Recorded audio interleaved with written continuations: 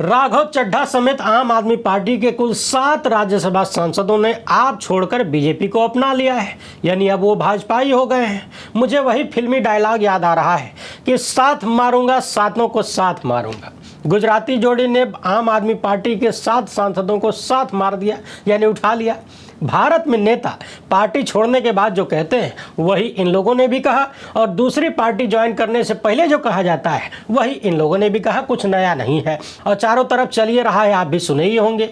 भारत के लोगों को भी इन चीज़ों की आदत हो चुकी है, कोई झटका फटका नहीं लगता। हालांकि राघव चड्ढा को लेकर पहले से ही चर्चा चल रही थी कि कभी भी वॉशिंग मशीन में कूद सकते हैं, मगर चर्चा तो 2-3 साल से चल रही थी। लोग कहते थे कि इसीलिए चड्ढा जेल यात्रा से बच गए, बेल यात्रा पे रहे, मगर आज फिर से परमानेंट बेल यात्रा पे रहे, विदेश तक। मगर आज फिर से मैं घटना की चर्चा नहीं करूंगा, बल्कि घटना के मूल की चर्चा करूंगा। काहे कि जब तक आप जड़ को नहीं पकड़ेंगे तब तक आप जड़ ही रह जाएंगे, और जो लोग जड़ को नहीं पकड़ पाते इसीलिए अमृत काल में लड़ नहीं पाते। यदि अरविंद केजरीवाल, राहुल गांधी और विपक्ष के तमाम नेताओं ने बीजेपी से लड़ने वाली जड़ को पकड़ा होता तो आज शायद न तमाम विपक्षी दल इस हाल में होते और न बीजेपी इस भौकाल में होती। आइए देखते हैं कि ताजा मामला क्या हुआ है, क्यों हुआ है।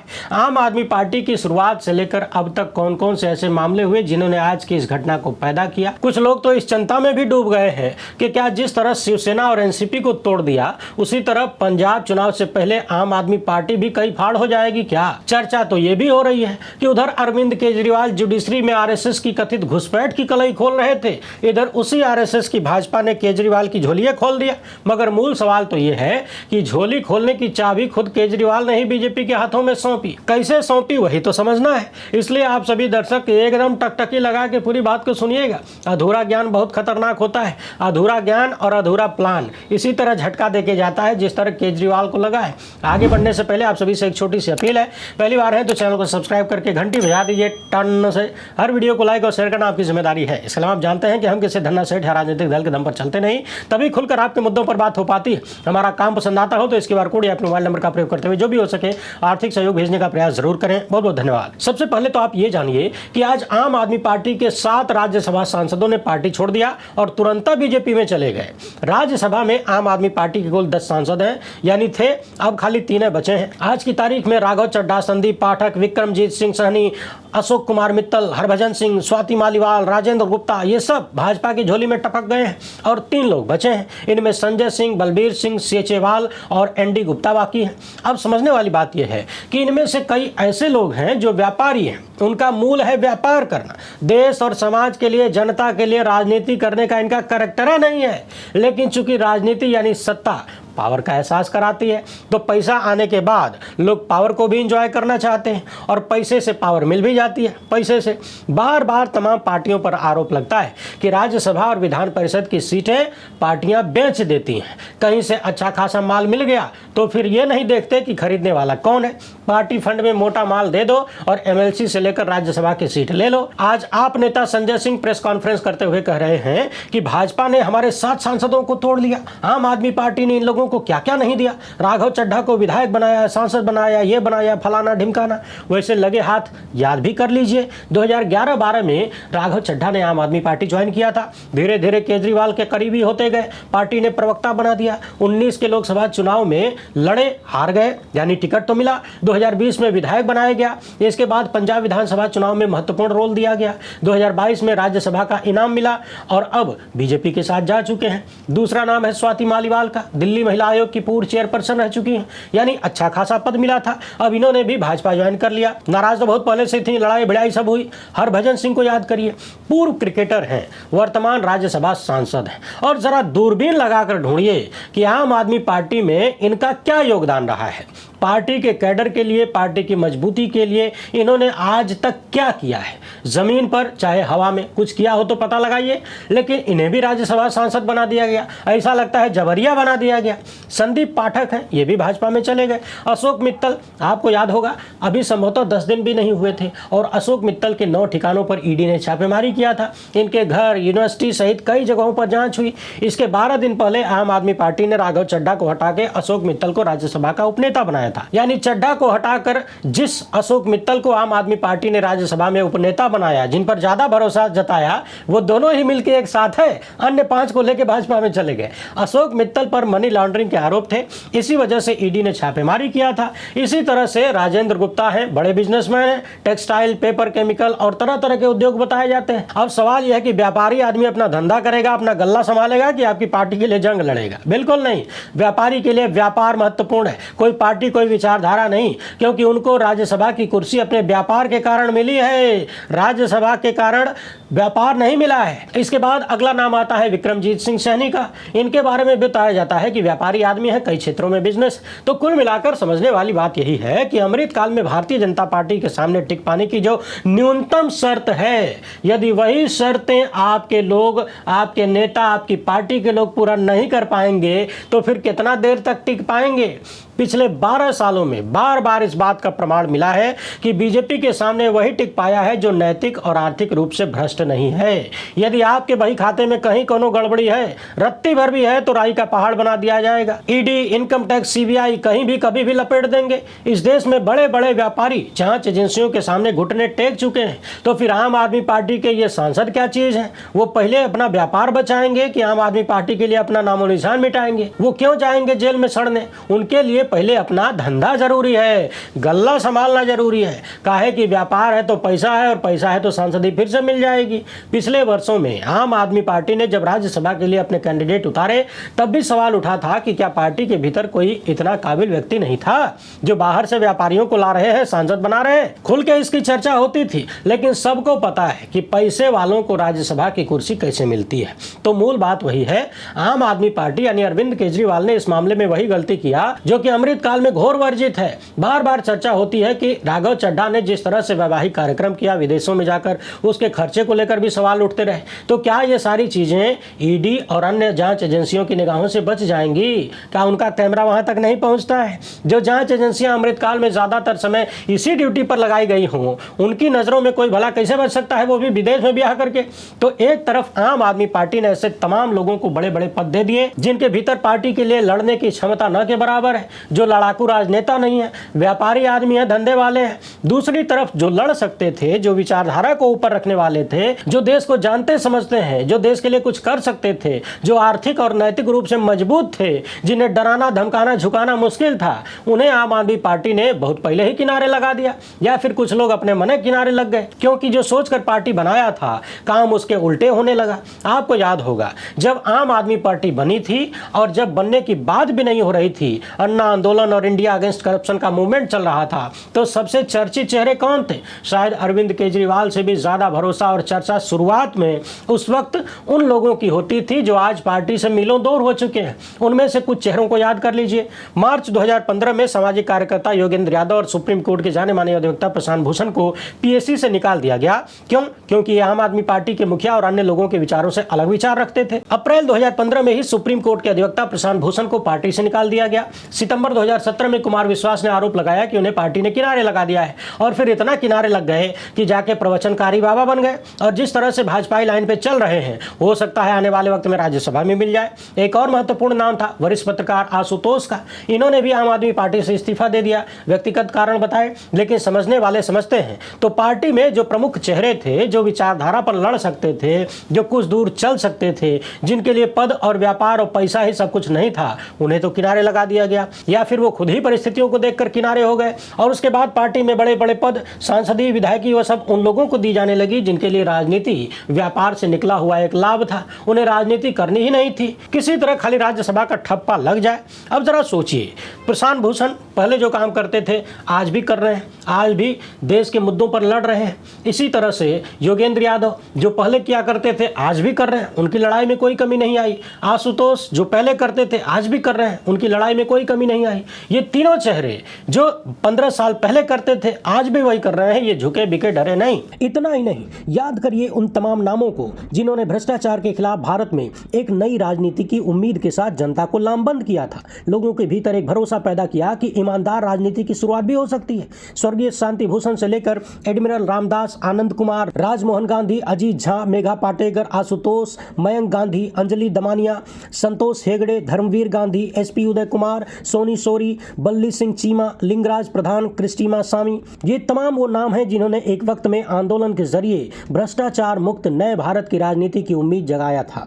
और ये सभी लोग उस वक्त आम आदमी पार्टी से अलग हो गए, केजरीवाल से दूरी बना ली, जब कथित रूप से केजरीवाल ने उन सिद्धांतों से किनारा कस लिया जिन सिद्धांतों पर आम आदमी पार्टी बनी थी। यानी एक तरफ ये लोग थे, दूसरी तरफ राघव चड्ढा एंड ग्रुप के लोग जिन्होंने आम आदमी पार्टी के सत्ता में रहते हर तरह का सुख भोगा, राज्यसभा भी ले लिया, जिनकी कोई विचारधारा नहीं, कोई सिद्धांत नहीं, कोई मान्यता नहीं, व्यक्तिगत जरूरतों के हिसाब से आज पलटी भी मार गए। आम आदमी पार्टी के पास शुरुआत में एक ऐसा ग्रुप था जो पूरे देश को सच में एक अलग तरह की राजनीति का दर्शन करवा सकता था, लेकिन शायद अरविंद केजरीवाल को चड्ढा ग्रुप ही ज्यादा पसंद आया और आज चड्ढा खोद गए गड्ढा। तो कुल मिलाकर समझने वाली बात वही है कि जब आप विचारधारा को किनारे करके बिना इतिहास भूगोल खंगाले लोगों को टिकट देंगे, प्रमुख पदों पर बिठाएंगे तो यही होगा।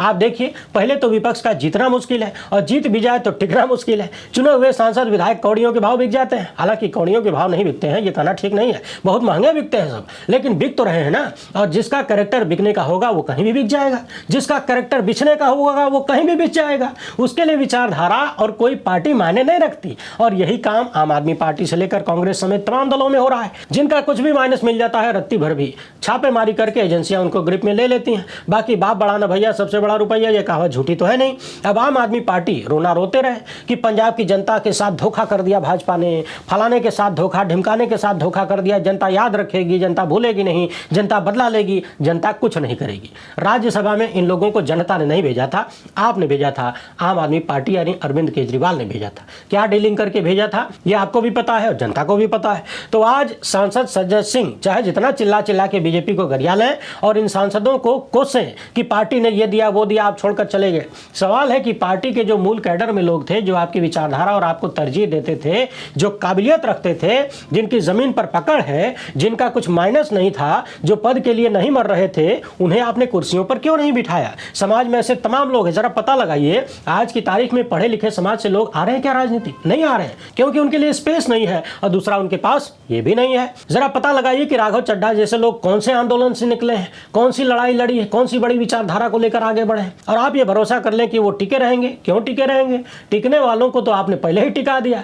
बाकी ये बहारों के फूल हैं, जहां बहार होगी वहां जाके खिलेंगे। एक चर्चा ये भी चल रही है कि राघव चड्ढा तो बहुत पहले ही निकलने को तैयार थे, लेकिन निकलने में एक रिस्क था, और वो ये रिस्क था कि राज्यसभा की कुर्सियां चली जाती, दोबारा कैसे मिलेगी वो भी मुश्किल है। इसलिए 2/3 संख्या लेकर निकलते तो कुर्सी बच जाती, वो इंतजार करना पड़ा। और अब जब एक साथ 7 सांसदों को तोड़ने में भाजपा सक्षम हुई है, यानी 7 की डीलिंग एक साथ हो गई है, तो 2/3 संख्या के साथ निकले हैं। अब राज्यसभा की कुर्सी भी बची रहेगी, जांच एजेंसियों से सुरक्षा भी रहेगी और तमाम तरीके की सुविधाएं भी मिलेंगी। आम आदमी पार्टी चिल्लाती रहे, लोग तो ये भी कह रहे हैं कि लग रहा है पिछले दिनों अरविंद केजरीवाल ने जुडिशरी में आरएसएस के जिस घुसपैठ का पर्दाफाश करने का प्रयास किया था उसका भी इनाम मिल गया है। आम आदमी पार्टी के तमाम नेताओं को महीनों महीनों जेल में सड़ाने के पीछे न्यायपालिका के लोगों का क्या रोल था, याद है कि भूल गया है? छुपा तो नहीं है किसी से।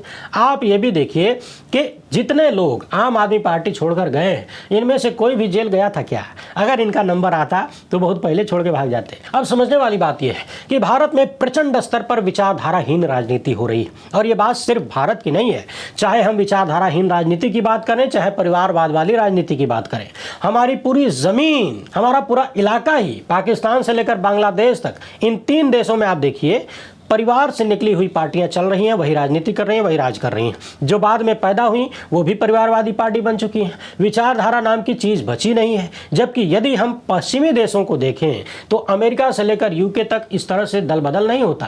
कानूनी प्रावधान है, दल बदल हो सकता है, लेकिन न के बराबर पलटीबाजी होती है। एक तो वहाँ की जनता हमसे ज़्यादा जागरूक है, पलटी मारते देखेंगे तो पलट देंगे। दूसरे नेता खुद भी विचारधारा को लेकर स्टैंड रहते हैं। ज़रा पता लगाइए और पूछिए अपने आप से कि पिछली बार आपने कब सुना था कि अमेरिका में कोई डेमोक्रेट रिपब्लिकन हो गया, कोई रिपब्लिकन डेमोक्रेट हो गया, या फिर यूके में कोई लेबर पार्टी वाला नेता दूसरी पार्टी में चला गया? बहुत कम ऐसी खबरें आती हैं। हाँ, वहां यह जरूर होता है कि अपनी ही पार्टी के भीतर कोई हार्डकोर बन जाता है, कोई नरम दल रहता है, कोई गरम दल होता है। रिपब्लिकन में कोई हार्डकोर रिपब्लिकन हो गया, यानी उनकी विचारधारा और मजबूत हो जाती है। यह नहीं कि विचारधारा पलटी मार जाए। जबकि भारत में देख लीजिए, कहने को तो दुनिया के सबसे बड़े लोकतंत्र हैं, लेकिन कोई कांग्रेस कांग्रेसी कब संघी बन जाए और कोई संघी कब कांग्रेसी बन जाए, कोनो भरोसा नहीं है।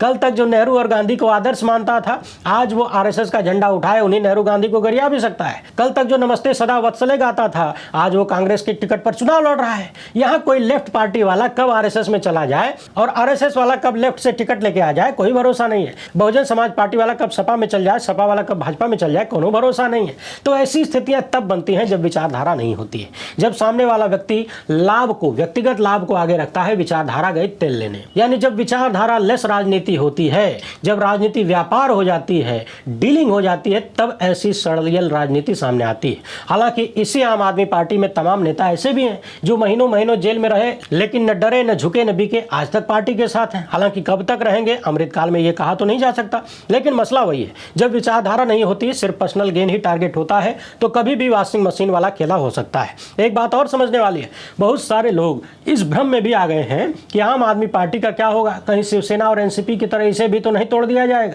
सोशल मीडिया पर कुछ लोग लिखने लगे, सवाल करने लगे कि कहीं राघव चड्ढा खुद को असली आम आदमी पार्टी तो नहीं घोषित कर देंगे, फिर अरविंद केजरीवाल का क्या होगा। तो समझने वाली बात यह है कि हाल ही में जब महाराष्ट्र में शिवसेना वाला केस हुआ था, पार्टी टूटी तो मामला सुप्रीम कोर्ट गया। सवाल था कि असली पार्टी कौन है, विधायक पार्टी बदल सकते हैं या नहीं। स्प्लिट वर्सेज मर्जर का मामला चल रहा था, तो सुप्रीम कोर्ट ने इस मामले में साफ साफ कहा था कि विधायकों का समूह असली राजनीतिक पार्टी नहीं होता है। यानी कुछ विधायक मिलकर खुद को पार्टी घोषित नहीं कर सकते। मर्जर का असली मतलब होता है मूल राजनीतिक पार्टी किसी दूसरी पार्टी में विलय करे। कुछ विधायकों के मिल जाने से पार्टी उनकी नहीं हो जाती। यह भी कहा गया था कि अगर 2/3 विधायक सहमत हो तब मर्जर की प्रक्रिया लागू हो सकती है, लेकिन केवल तभी हो सकती है जबकि ओरिजिनल पॉलिटिकल पार्टी का भी मर्जर हो। जहां तक बात स्प्लिट यानी फूट की है, तो अब यह मान्य नहीं है। कोर्ट ने कहा कि एमएलए ये नहीं कह सकते कि हम अलग गुट हैं इसलिए बच गए, और असली पार्टी तय करेगा कौन, चुनाव आयोग। स्पीकर खाली विधायकों का डिस्क्वालिफिकेशन तय करेगा। तो सुप्रीम कोर्ट के इन आदेशों से इतना साफ है कि मूल राजनीतिक दल को विलय करना होता है, सिर्फ संसदीय दल विलय करके कुछ नहीं कर सकता, क्योंकि एमएलए की संख्या से पार्टी नहीं बनती, पार्टी संगठन ही असली इकाई है। तो यहां भी वही मामला चलेगा, और असली पार्टी कौन है ये चुनाव आयोग तय करेगा। अब चूंकि आम आदमी पार्टी के पास सिर्फ राज्यसभा सांसद ही तो है नहीं, तमाम राज्यों में विधायक है, एक राज्य में सरकार है, बहुत सारी चीजें हैं, तो मोटा मोटी जो कानूनी तौर पर दिख रहा है पार्टी टूटने जैसी बात नहीं है। लेकिन अमृत काल भी है, कल को क्या हो जाए कौन जानता है। अगले साल पंजाब में भी तो चुनाव होने को है, जांच एजेंसियां एक्टिव रहेंगी, विधायकी का टिकट भी तो पैसे वालों को ही मिलता है, और ज्यादातर अब उसी के दम पर मिलता है। और जिनके पास पैसा है उनके साथ ईडी है, ईडी पहुंची नहीं कि खेला खत्म, पैसा हजम। तो कानूनी तौर पर तो बहुत कुछ होता है, लेकिन कितना होता है जमीन पर ये आप सबको पता है। इंतजार करिए और क्या क्या देखना बाकी है। मूल वही है कि जब तक तमाम राजनीतिक दल, खासकर विपक्षी पार्टियां विचारधारा और लड़ने वालों को आगे नहीं करेंगी, व्यापारियों और लालची लोगों को पदों पर बिठाते रहेंगे, ट्वीट करने वालों को पद देते रहेंगे, तो यही होगा। किसी के पास जमीन पर लड़ने वाले लोग नजर नहीं आ रहे। बीजेपी वाले झूठे मुद्दा पैदा करके हवा बना लेते हैं, आंदोलन करने लगते हैं, और विपक्ष सैकड़ों असली मुद्दे होने के बाद भी गुमनाम नजर आता है।